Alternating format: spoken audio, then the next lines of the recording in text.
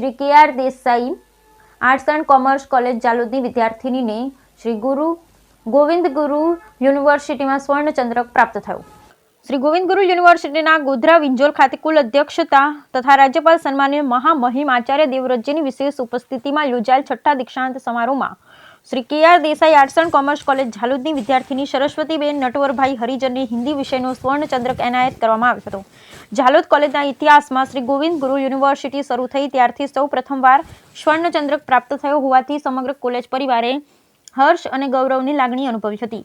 કોલેજના આચાર્ય શ્રી ડોક્ટર આશિષ મોદી સાહેબ તથા સંચાલક મંડળના હોદ્દેદાર શ્રી એસ.આર. રાવ સાહેબ તેમજ શ્રી ડોક્ટર પી.એમ. પટેલ સાહેબ પણ અભિનંદન પાઠવ્યા હતા. આ ઉપરાંત હિન્દી વિભાગના અધ્યક્ષ ડોક્ટર વાય.પી. ઝાલા સહિત તમામ કોલેજ પરિવારના સભ્યોએ સરસ્વતીને હાર્દિક શુભેચ્છાઓ અને અભિનંદન પાઠવ્યા હતા.